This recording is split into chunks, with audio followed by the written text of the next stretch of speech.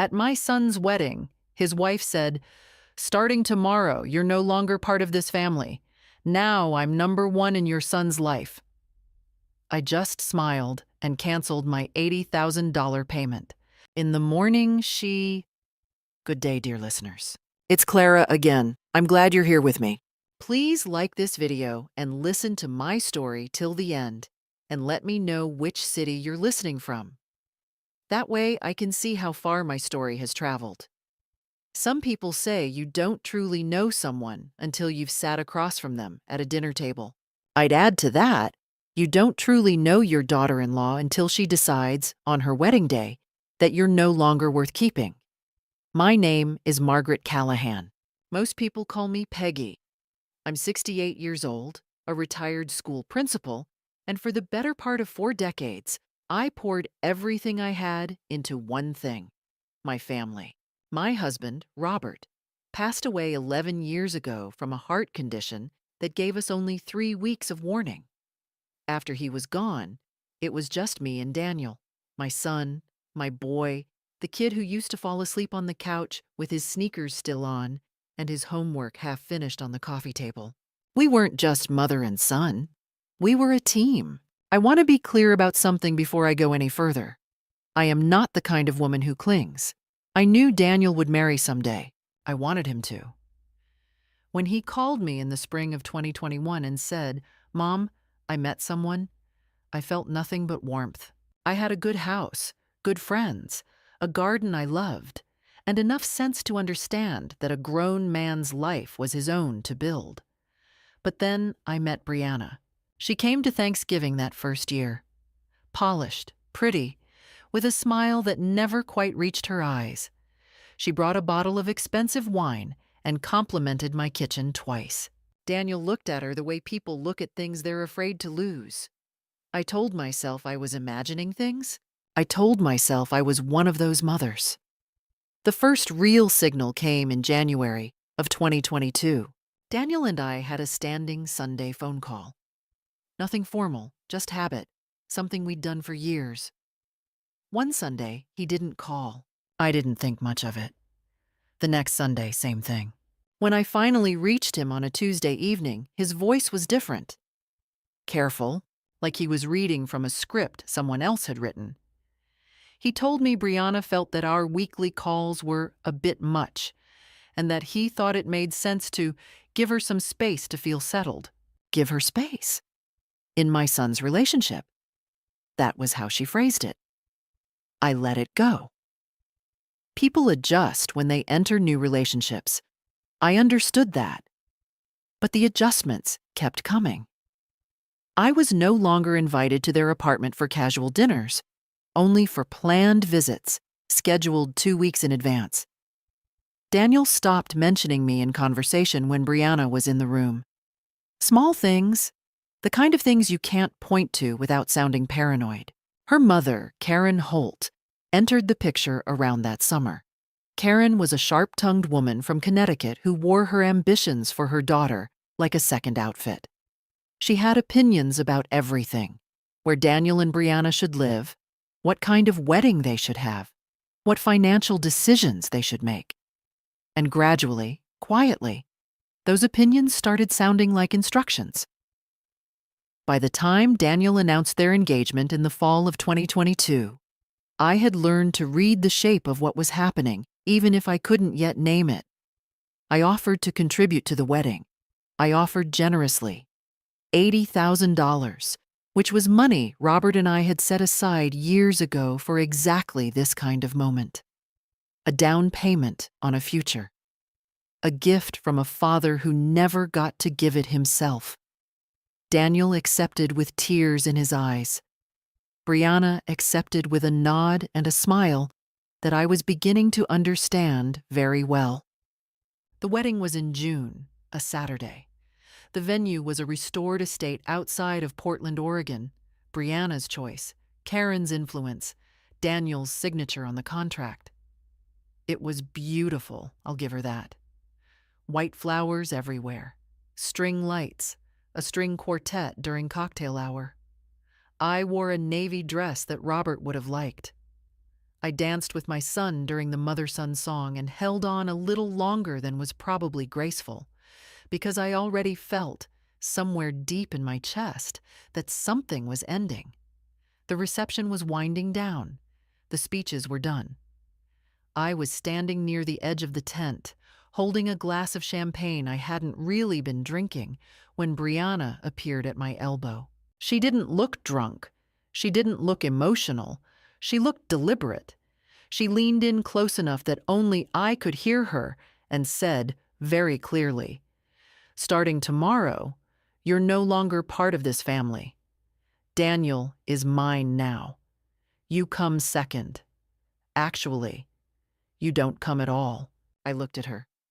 I looked at my son across the room, laughing with someone from his office, completely unaware. And I smiled. Not because I was fine. Not because it didn't hurt. It hurt the way only certain things hurt. The slow spreading kind, like cold water filling a room. I smiled because I am 68 years old, and I have survived things Brianna Holt has never had to imagine, and because in that moment, standing in my navy dress on my son's wedding night, I made a very quiet, very calm decision. I took out my phone, I opened my banking app, and I canceled the scheduled transfer of $80,000. She would find out in the morning. I didn't sleep that night. I drove back to my hotel room. I'd booked a single room 2 miles from the estate because Brianna had made it clear that the post-wedding brunch the next morning was immediate family only, a category that apparently no longer included me. And I sat on the edge of the bed in my navy dress for a long time before I found the energy to change. The room was quiet. Outside, Portland was doing what Portland does in June. A soft rain had started, tapping against the window with the kind of patience that makes you feel very alone. I thought about Robert. I thought about what he would have said. He was a practical man, not cold, but grounded. He would have poured me a glass of something, sat down across from me, and said, "Peggy, what do you actually know? And what are you assuming?" It was the question he always asked me when I was running ahead of the facts. So I sat there and I made myself answer it honestly.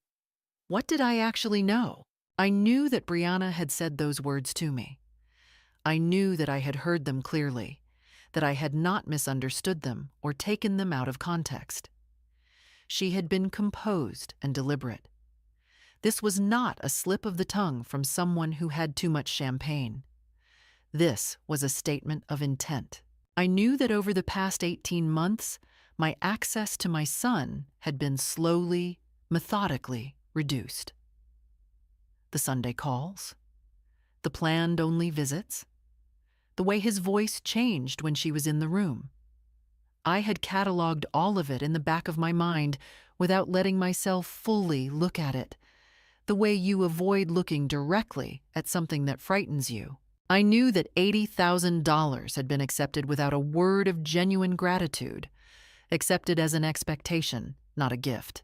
And I knew that Daniel did not know any of this was happening, or perhaps more accurately, I knew that Daniel had chosen, in the way that loving and somewhat weak people sometimes choose, not to see it. That was the part that hurt most, not Brianna. I had met women like Brianna before, calculating, territorial, convinced that love was a resource to be managed and controlled. They existed, they caused damage, and sometimes they overplayed their hand. But my son had watched me be edged out of his life one Sunday phone call at a time and had told himself it was compromise. I changed out of my dress. I washed my face. I made bad hotel coffee and drank it at the small desk by the window while the rain continued outside. By morning, the fear had done what fear eventually does when you refuse to feed it. It settled into something quieter, something harder. I have spent 40 years working with people, students, parents, staff members, school board members who thought intimidation was a management strategy. I know what it feels like when someone is trying to make you smaller. And I know that the moment you start shrinking is the moment you hand them everything they wanted.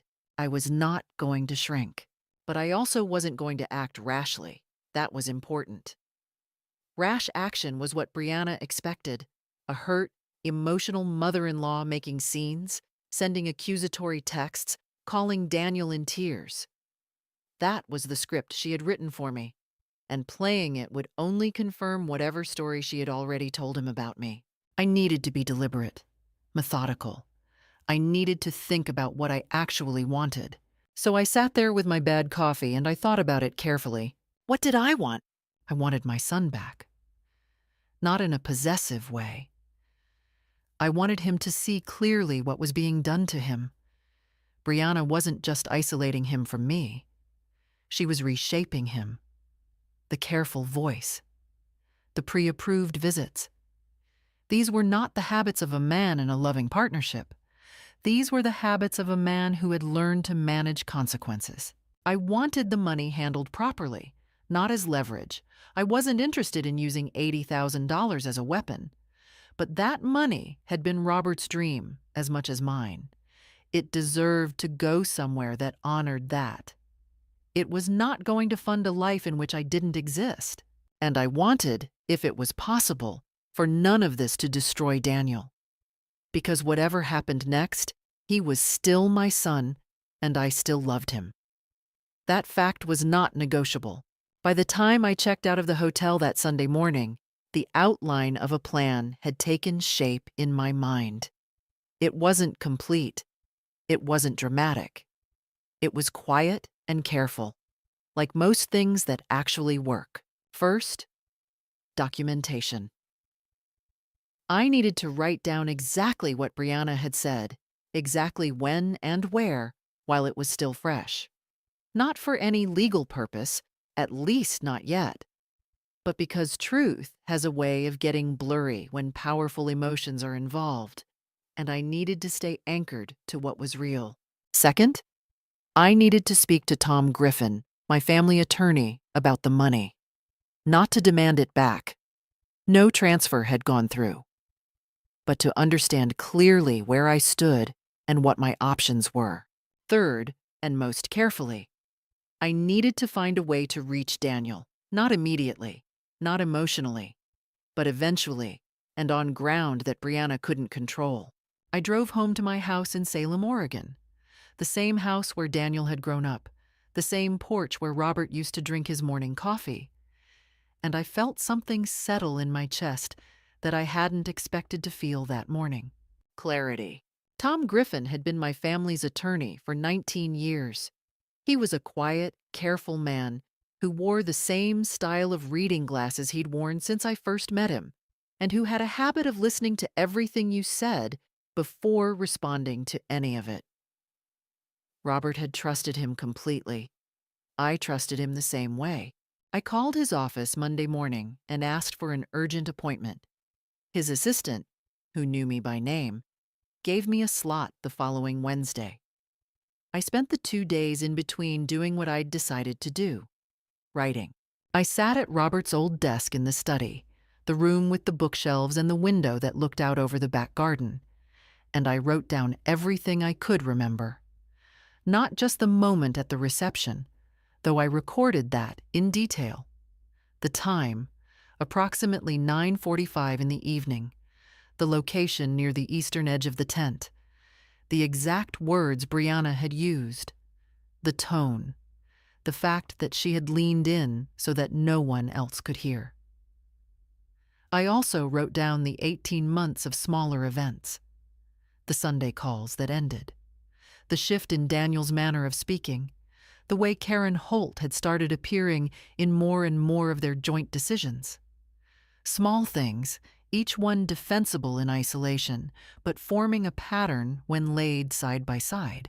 Writing it down was more useful than I'd expected. It forced precision. It prevented me from catastrophizing or softening. It was simply what had happened in order, with dates where I had them. Wednesday morning, I drove to Tom's office in downtown Salem. It was a warm day, clear sky. The kind of morning that has no interest in matching your interior weather. I told Tom everything. He listened without interrupting, which was one of the things I valued most about him. When I finished, he was quiet for a moment, and then he asked me what outcome I was hoping for. I told him what I'd told myself in the hotel room. I wanted my son to see clearly. I wanted the money, which had never been transferred, to remain under my control until I understood what I was dealing with. And I wanted to know whether anything that had happened had legal implications I should be aware of. Tom's assessment was measured. The money was straightforward. Since I had canceled the transfer before it processed, the funds were still mine. There was no obligation. The gift had been verbal and conditional on good faith. He advised me to make sure I had the cancellation confirmation in writing from my bank, which I did.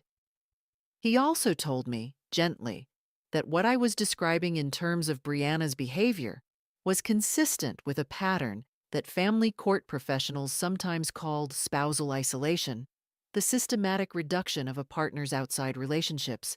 It was not, in most cases, a legal matter unless it rose to the level of coercive control. But it was real. It was documented in psychological literature, and it was worth keeping a record of. I left his office feeling steadier. That afternoon, my phone buzzed. It was Daniel. "Mom." His voice was tight, controlled in the way it got when he was upset, but trying not to show it. "I just wanted to check in and see how you're feeling after the wedding." I knew what this was. I said I was feeling well and asked how he was. "I'm fine," he said. "Bree mentioned that you two had a conversation at the reception. She said it got a little tense. She's concerned that things might have been misunderstood." I want you to understand what that sentence did to me. Not because it surprised me. By then, very little was surprising me. But because of its architecture. Brianna was concerned. Things might have been misunderstood. She had already gotten to him. She had already placed herself in the role of the worried, confused party, and she had framed me, implicitly, as the source of the tension. I kept my voice even. I told Daniel I'd had a very clear conversation with Brianna and that I hadn't misunderstood anything. I told him I loved him. I told him I thought it would be good if the two of us spoke in person, soon. Just the two of us. There was a pause. Then he said he'd have to check with Brianna about their schedule. He'd have to check with Brianna. I said that was fine and that I'd be here whenever he was ready. After I hung up, I sat in my garden for a while. The roses Robert planted the year Daniel was born were blooming. They always bloomed late. He'd chosen a late variety deliberately. Something about wanting flowers when everyone else's had faded. My phone buzzed again. This time it was a number I didn't recognize. I answered it. "Mrs. Callahan." Karen Holt's voice. Smooth, practiced, with an edge underneath it that she wasn't quite bothering to hide. "I think we should talk about the gift you mentioned to Daniel and Brianna. They were expecting the funds to arrive this week." There it was. Not "how are you" after the wedding. Not "was everything all right." The money. That was the first call. That was the priority. I told Karen, pleasantly, that I'd need some time to review a few things and that I'd be in touch. "Review what exactly?" she asked. "Just some details," I said. The silence on her end lasted exactly long enough to tell me that Karen Holt was not accustomed to being given that kind of answer. "I see," she said finally. "Well, don't take too long." I thanked her for calling and ended the call. I looked at the roses. I thought about the fact that Karen Holt had called me, not Brianna, not Daniel, to ask about money. Within 4 days of the wedding, while her daughter was still on her honeymoon. And I thought, there it is. That was my first direct evidence. Not of cruelty, not of malice. Those I'd already witnessed. This was evidence of the thing that ran underneath all of it. The financial strategy. The $80,000 had never been a gift to Daniel and Brianna. It had been a target. And Karen Holt had just confirmed it by not waiting even 1 week before making contact. I went inside, opened my notebook, and wrote down the call. Date, time, content, exact phrasing. Don't take too long. I underlined it. The first part of my plan was simple. I scheduled a lunch with Daniel, just Daniel, on a Thursday, at a restaurant we'd been going to since he was a teenager. A place called Harlow's on the north side of Salem, with booths in the back and a waitress named Greta who had known us for years. I didn't tell him what I wanted to discuss. I didn't tell Brianna at all. He arrived 10 minutes late, which wasn't like him. When he came through the door, he looked tired, the slightly hollowed look of a man running on vigilance rather than sleep. I waited until we'd ordered before I said anything of substance. Then I put my notebook on the table and I told him what I needed to tell him. Not emotionally, not as a grievance. I laid out a sequence of events. The Sunday calls that ended, the way visits became scheduled appointments, Karen's phone call 4 days after the wedding, and finally, clearly and precisely, what Brianna had said to me at the reception. Daniel was quiet through most of it. When I finished, he stared at his coffee for a long time. "Mom," he said, "Brianna said you approached her at the reception. She said you made some comments about her needing to earn her place in our family." I looked at my son, my gentle, trusting boy. "Daniel," I said, "does that sound like something I would say?" He didn't answer right away. That pause told me more than any answer would have. I told him I wasn't asking him to choose sides. I wasn't asking him to do anything except take the time to think about what he knew to be true. About me, about our history, about the pattern of the last 18 months. I told him the money was still mine and would stay mine until I felt comfortable with how things stood. I told him I loved him unconditionally and that none of that had changed. He left lunch looking shaken. I sat in the booth for a while after he was gone, ordered a slice of pie I didn't eat, and let myself feel the weight of it. By Friday morning, the response had arrived. Brianna called me directly. This was new. She had always preferred to route her communications through Daniel, or apparently through Karen. The fact that she was calling me herself told me the lunch had rattled something. Her voice was not the quiet, controlled one she'd used at the reception. There was pressure underneath it. "I don't know what you said to Daniel yesterday," she began, "but I need you to understand something. We are married. What you're doing, withholding that money, planting doubts, it's manipulation, and it's not going to work. If you keep this up, we will get a lawyer involved, and we will make sure Daniel understands exactly what kind of mother he has." I let her finish. Then I said, "Brianna, I canceled a bank transfer. That's not manipulation. That's my legal right. And if you'd like to involve lawyers, I already have one." "You have no idea. I have Tom Griffin's card in my wallet," I said. "You're welcome to call him." She hung up. An hour later, Daniel called. And this was the hardest call of all, because his voice had Brianna's fingerprints all over it, the careful phrasing, the formal distance. He said that he was deeply hurt by my actions, and that if I was going to treat his wife this way, he wasn't sure how we were going to move forward. I told him I understood he was hurt. I told him I was sorry for any pain this was causing him.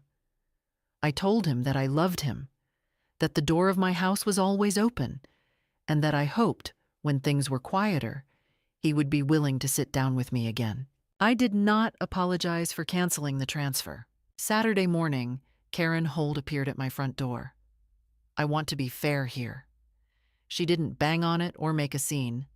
She knocked firmly and stood on my porch with the expression of a woman who had spent her life solving problems through sheer force of presence. "Margaret," she said, "I think we can settle this like adults." I invited her in because I was not going to have this conversation on my front porch for the neighbors to see. I made coffee because I am from a generation that makes coffee for guests even when the guests are the problem. Karen sat at my kitchen table and told me with great precision what she believed the situation was. She said that I was a grieving widow who had never properly let go of her son. She said that Brianna was a wonderful woman who deserved a husband whose mother respected her. She said that the $80,000 had already been factored into plans. There were contractors, there was a deposit, there were commitments made, and that my pulling it back was not just hurtful, but financially disruptive. I listened to all of it. Then I said, "Karen, your daughter told me at the reception that I was no longer part of this family. I wrote it down that night. I have the date, the time, and the exact words. What I don't have is an acknowledgement of that." Karen's expression shifted. Brianna was emotional. She wasn't emotional, I said. She was very calm. The silence in my kitchen was long and specific. Karen left without her settlement. As she walked down my front path, she said, and I think she meant it as a warning, "You're making this harder than it needs to be." I closed the door and leaned against it for a moment, with my eyes shut. I had held my ground. I had not wavered, but I was tired in a way that went down to the bone. I called my friend Linda Parker that afternoon and told her I needed a few days. Linda, who had known me since our children were in grade school together, said simply, "Come to the coast. I have the cabin until next weekend." So I packed a bag, told Tom I'd be reachable by phone, and drove to the Oregon coast. 3 days of salt air and long walks, and not answering calls from numbers I didn't want to answer. 3 days of remembering who I was before any of this had started.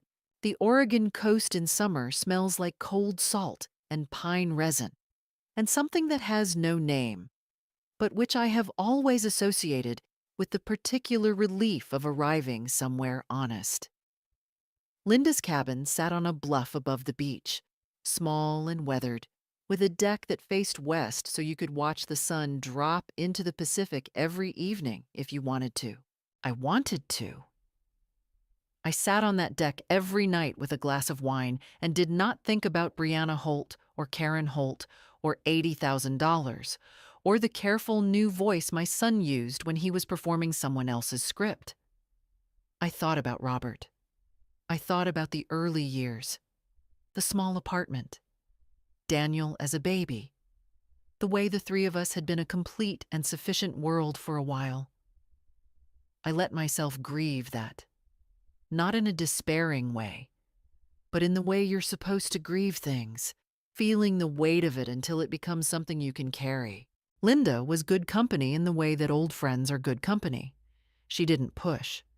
She cooked simple dinners and told me stories about her grandchildren and didn't ask me questions I wasn't ready to answer. But on the second evening, over pasta and the good bottle of wine she'd been saving, she asked me gently how I was thinking about Daniel. I told her honestly. I said I was afraid I'd already lost him. Not to Brianna, exactly, but to the version of himself he was becoming in her orbit. A smaller, more guarded, more managed version of my son. "You haven't lost him," Linda said. "He had lunch with you. He could have refused." She was right, and I knew she was right, and it mattered. The message from Brianna arrived on my second day at the cabin.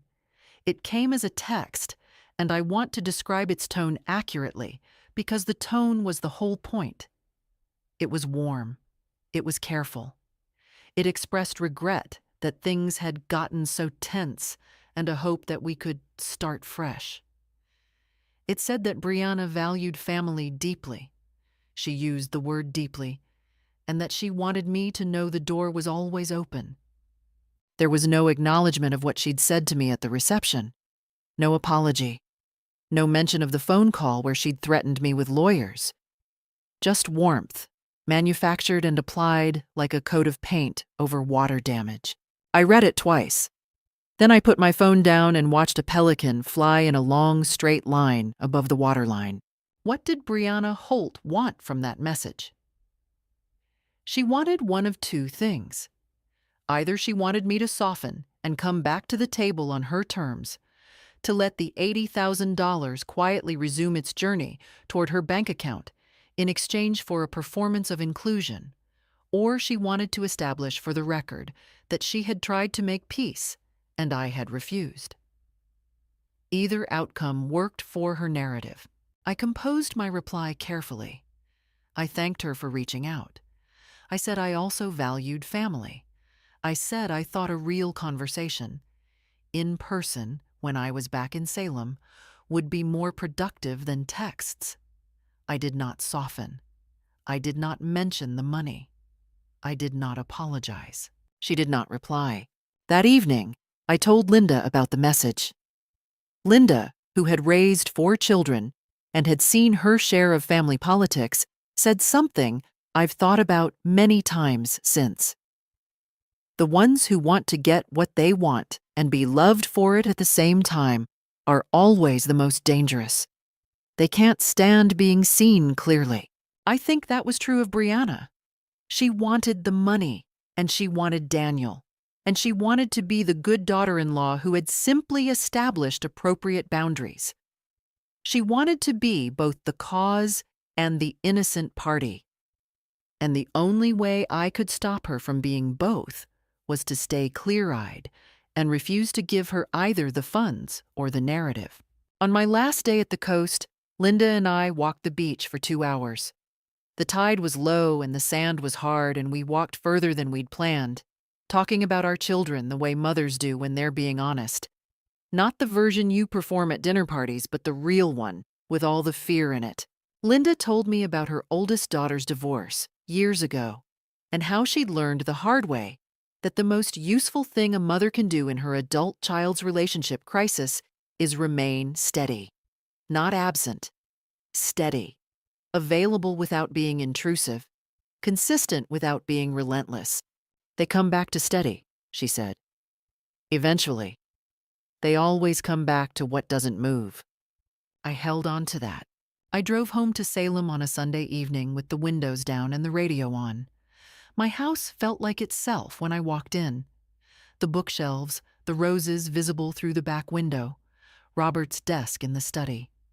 Whatever Brianna and Karen thought about who I was and what I could be made to do, they had not been inside this house. They did not know this version of me. I made myself dinner and called Tom Griffin in the morning to check in.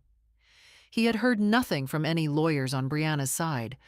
Her threat had been exactly what I'd assessed it as, a pressure tactic with no real weight behind it.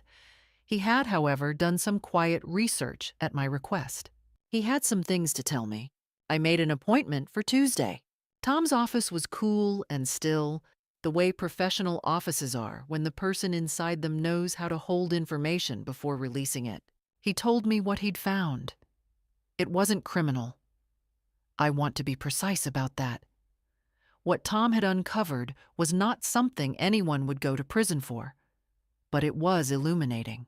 Brianna Holt, before she met my son, had been briefly engaged to another man, a software engineer named Garrett, who was by all accounts a kind and decent person.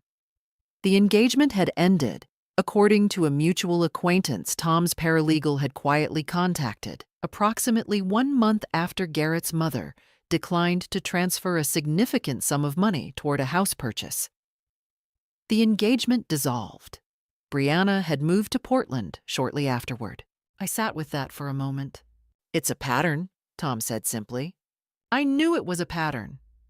Knowing it and having a second data point were different things. The second data point meant I was not paranoid. It meant I was not a grieving widow who couldn't let her son go. It meant what I had seen was real. I thanked Tom and drove home. That same afternoon, and I believe the timing was deliberate, that Brianna had somehow sensed the ground shifting in ways she couldn't fully see. I received a call from Daniel asking if he and Brianna could come by on Saturday. He said Brianna wanted to clear the air. He said it in a tone that was half hopeful and half rehearsed. I said yes. I said to come for lunch. I spent the rest of the week preparing, not dramatically. I cleaned the house, which I would have done anyway. I made a simple lunch, a good roast chicken, because Robert always said it was impossible to have a genuinely hostile conversation over a well-made roast chicken. And I decided what I would and would not say, and what I would not allow to happen. They arrived together, and together was the right word.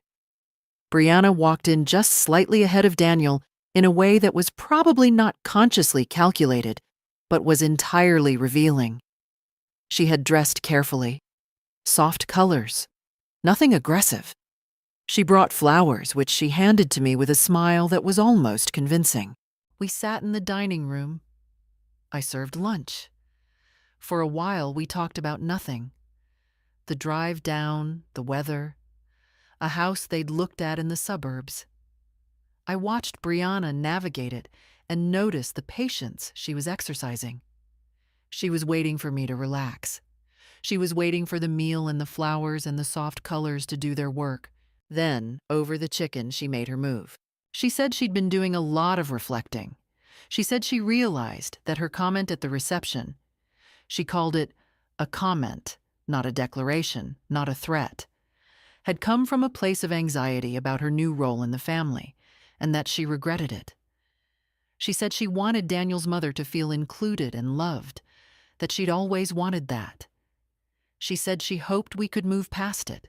And then, smoothly, Karen's language, she mentioned that the house plans were on hold because of the uncertainty around the financial situation, and that it was causing Daniel stress. There it was. The flowers, the soft colors, the rehearsed apology. All of it leading here. Daniel was looking at me with something close to pleading in his eyes. He wanted this to be solved. He wanted the smooth surface back. I understood that. I loved him for it, and I pitied him for it at the same time. I put down my fork. I looked at Brianna directly and said, pleasantly and without heat, "Brianna, I appreciate what you've said, but an apology without accountability isn't an apology. You told me I was no longer part of this family. You've never said that was wrong. You've only said it came from anxiety." Her composure thinned, just slightly, just at the edges. "I'm trying to move forward." "I know you are," I said. "So am I. But moving forward doesn't mean pretending things weren't said. It means addressing them." "What do you want?" she asked, and the warmth in her voice had dropped a register. "An apology written in blood? Because I'm not sure what more you want from this." "I want you to tell Daniel what you told me at the reception," I said. "Not your interpretation of it. What you actually said." The room was very quiet. Daniel looked at Brianna. Brianna looked at her plate. And in that silence, I saw something shift in my son. A small, reluctant readjustment, like a calibration he didn't want to make but couldn't prevent. "Brianna," he said, "what did you say to her?" The temperature in the room changed. What followed was not a dramatic scene. Brianna didn't shout. She didn't storm out. She looked up from her plate and said very carefully that she may have said something that came across more harshly than she intended. "What specifically?" Daniel pressed, and I heard in his voice something I hadn't heard in 18 months. The man I raised, asking a direct question. Brianna looked at me with an expression that was no longer warm at all. "This is exactly what I expected from you," she said.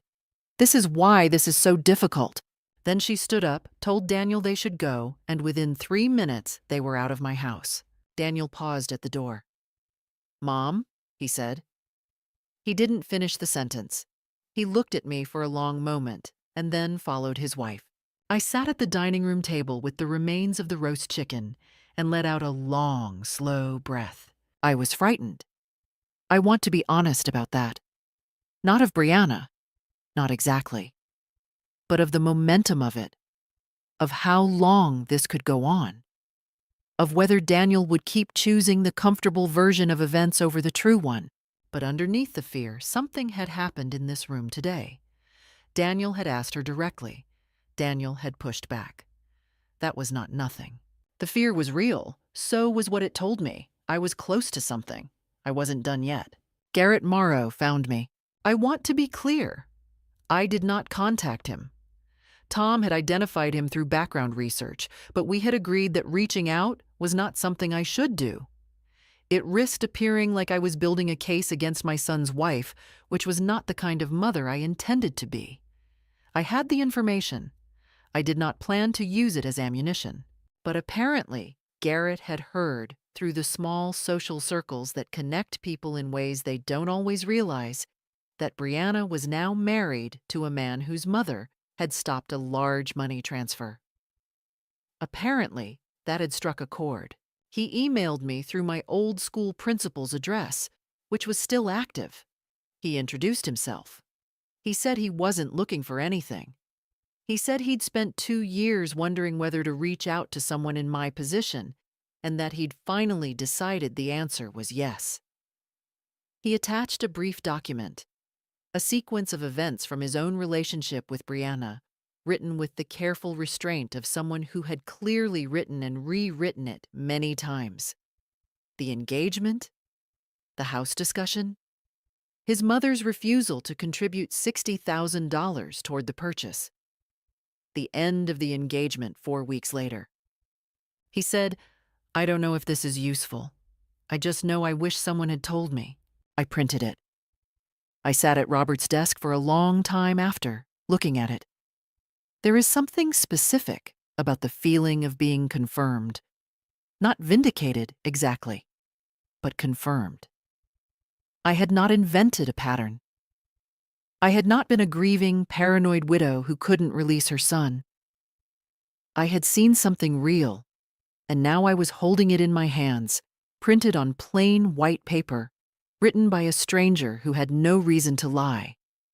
I set it carefully in the folder with everything else, and felt, for the first time since the reception, something that approached peace. I added it to my folder. The call I'd been waiting for came on a Thursday evening, 3 weeks after the lunch. It was Daniel, and this time his voice was different.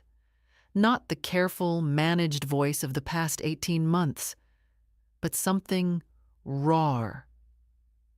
He said he needed to talk to me. He said he was coming over.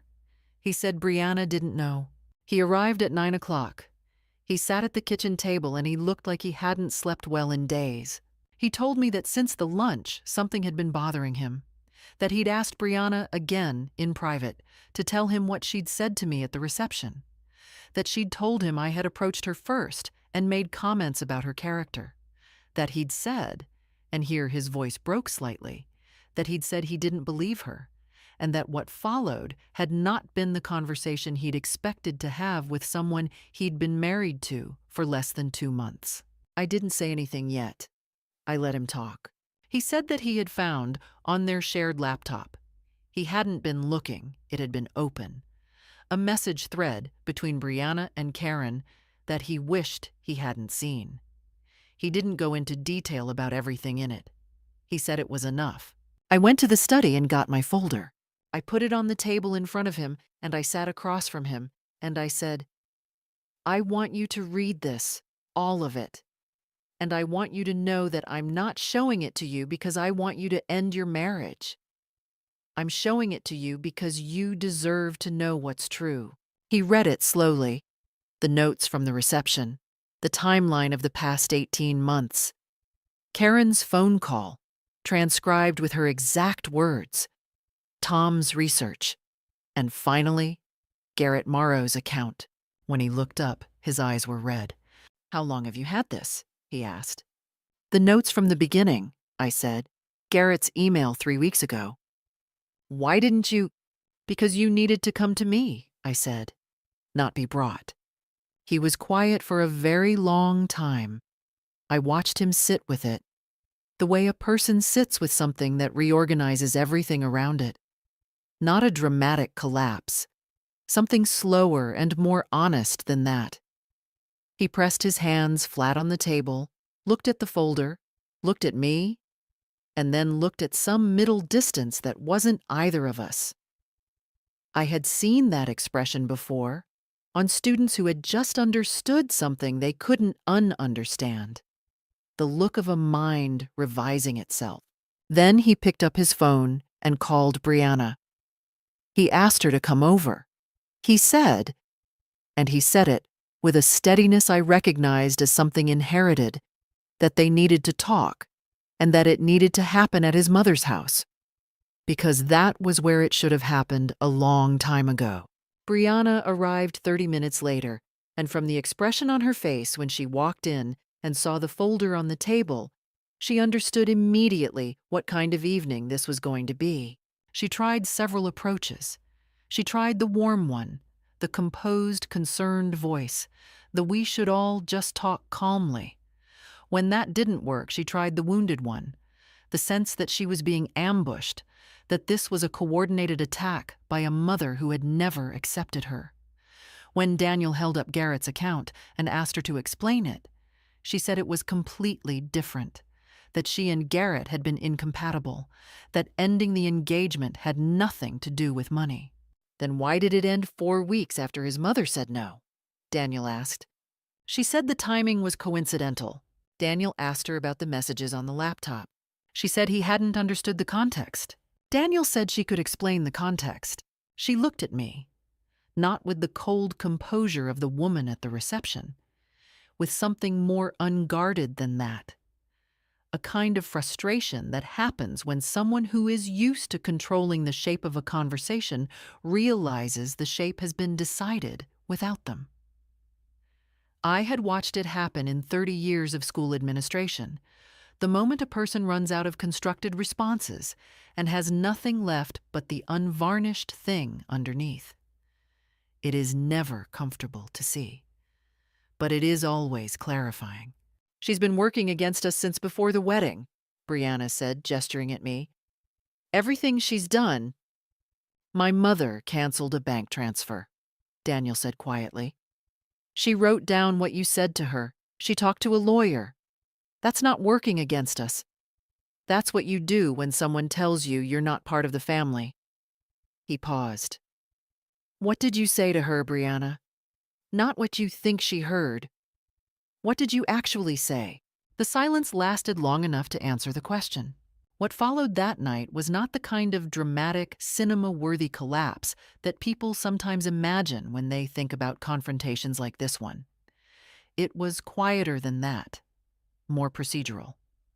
And in some ways, that made it more complete. Brianna did not confess to anything, exactly. She did not sit down at my kitchen table and admit to a strategy. But she also could not explain the Garrett timeline. She could not explain the messages on the laptop to Daniel's satisfaction. And she could not, in the end, produce a single credible version of what had happened at the reception that accounted for the detail and consistency of my written record. What she did was stop pretending. The warmth drained out of her face, and what was underneath it was simply exhaustion. The exhaustion of someone who has been performing a version of themselves for a long time and has finally reached the limits of the performance. She looked, for the first time since I had known her, like an ordinary person in a difficult situation, rather than a carefully constructed character.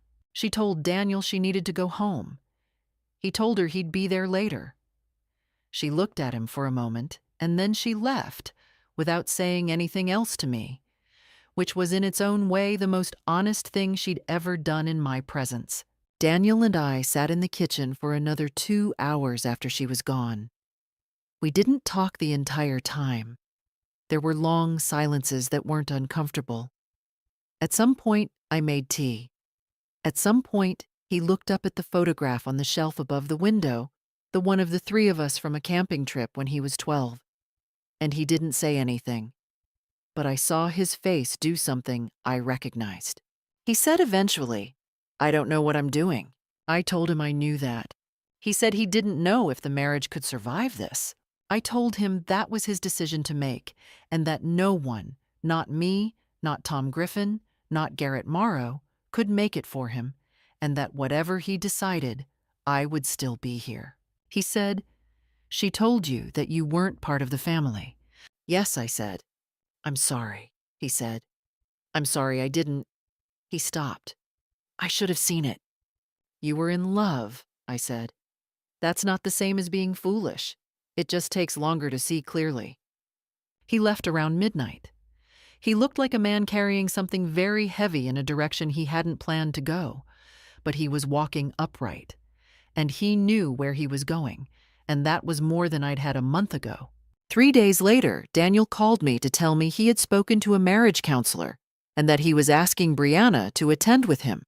He said she had agreed, reluctantly. He said he wasn't sure what would come out of it, but that he needed a space where things could be said with someone neutral present. Karen Holt called me the following week. This call was different from the first one. Shorter, sharper, with none of the diplomatic pretense. She told me I had damaged her daughter's marriage and that I should be ashamed of myself. I told her pleasantly that I had written down a statement made to me at a reception, had told my son the truth when asked directly, and had kept the control of my own finances. I asked her which of those things she'd like me to be ashamed of. She hung up. I called Tom and told him I would be keeping the $80,000 in my personal account. He confirmed what we both already knew. There was nothing in writing, no legal obligation, no case to be made. The funds were mine. I want to be clear about what I did and did not do with that money, because I think it matters. I did not spend it as a celebration. I did not put it into anything frivolous. I put $50,000 of it into a trust I had Tom draft, a document specifying that the money was available to Daniel for the purpose of a home purchase at any time he requested it, under his name only. Not jointly. His. The other $30,000 I donated in Robert's name to the after-school literacy program where he and I had both volunteered for years.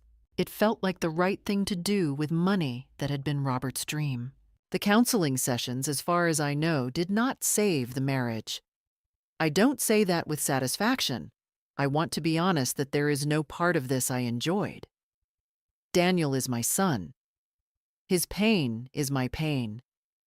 But there is a difference between pain that is useful and pain that is simply the cost of truth, and I had learned to distinguish between them. By the end of that year, Daniel and Brianna had separated. It was not dramatic. It was the slow, reluctant kind of ending that most unhappy marriages actually have. A mutual exhaustion, a recognition that the shape of what they'd built together had been based, in part, on a foundation that couldn't hold weight. Daniel moved temporarily into my spare bedroom. That surprised me, and I want to be honest about that surprise. I had prepared myself for the possibility that he would blame me, that the version of events Brianna had worked to establish would outlast the confrontation in my kitchen. But he came here with 2 suitcases and a tired face, and we had dinner together, and he told me about his day, and I told him about mine. We rebuilt it. Carefully, the way you rebuild things when you've learned something about the materials, knowing their weight, their limits, what they can bear. The year that followed was the quietest and fullest year I had known since Robert died. Daniel found an apartment in Portland in the spring, a 1-bedroom with a good kitchen and a view of the West Hills, the kind of place a person chooses when they're choosing for themselves. He called me every Sunday. Not because he had to, not because it was scheduled, just because he wanted to. The calls were different from anything we'd had in years. Easy, wandering conversations about nothing in particular, the way good conversations are. He started therapy. He was, I think, more honest about this than most people are about the things they're working on. He told me directly that he needed to understand how he'd let himself be managed, and that he needed to do that work for his own reasons, not for mine. I was proud of him in a way that had nothing to do with him being my son, and everything to do with him being the kind of person who looks at himself without flinching. My own life had room in it now that had been occupied, for several months, by vigilance. I filled it with things I loved. I drove to the coast with Linda 3 times that year. I took an art class at the community center, watercolors, which I was genuinely terrible at, but which I enjoyed with a completeness that surprised me. I spent more time in the garden with Robert's late roses, and I read more books than I had in years, sitting in the evening light at the study window. I was, unexpectedly, happy. Not the managed happiness of someone who has talked themselves into being fine, the real kind. I heard about Brianna and Karen through the ordinary channels that small towns and overlapping social circles provide, whether you want them to or not. The marriage counseling had, apparently, opened more than Brianna had expected.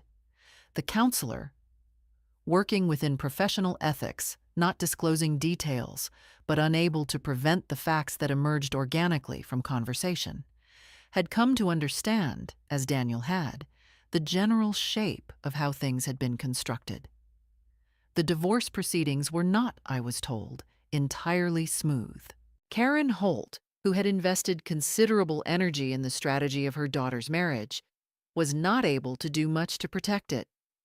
The woman who had called me to collect money 4 days after a wedding, who had told me not to take too long, found herself in the position of watching a plan fail without any lever left to pull. I don't know what their relationship is now. I don't particularly need to. Garrett Morrow sent me a brief email some months after everything resolved. He said he was glad he'd reached out. He said he was doing well. I replied to thank him and wished him the best, and I meant it. Tom Griffin, at our final meeting on the matter, told me with his usual restraint that he'd rarely seen someone handle a complicated family situation with more clarity. I told him I'd had a good teacher, that Robert had always said the most important thing was knowing what you were actually looking at. Tom nodded and said he thought Robert had been right. The trust for Daniel's home purchase sits waiting. He knows it's there. He's not ready to use it yet. He told me once that he needs to feel like whatever home he buys because he chose it, not because he was moving away from something. I understand that. It will be there whenever he's ready. There is a Sunday photograph I keep on the shelf above the study window. The 3 of us from a camping trip when Daniel was 12. Robert sunburned and cheerful. Daniel with a gap in his front teeth that disappeared by 8th grade. Me in a green jacket I'd completely forgotten I used to own. The light in the picture is late afternoon, the particular gold of summer's end. I look at it sometimes when I'm at the desk, not with sadness mostly, with the feeling that comes from knowing what you have and what you kept and what it cost. People ask me sometimes if I regret any of it. I don't. I regret the pain it caused Daniel, but I don't regret staying clear-eyed, or keeping the money, or writing things down, or refusing to disappear quietly when someone decided I was inconvenient. Here is what I learned. Love is not proven by giving people whatever they want, and family is not ended by the declaration of someone who never truly understood what the word meant. What would you have done? Would you have transferred the money and kept the peace? I'd genuinely like to know. Leave a comment. It matters more than you think. Thank you for listening to this story.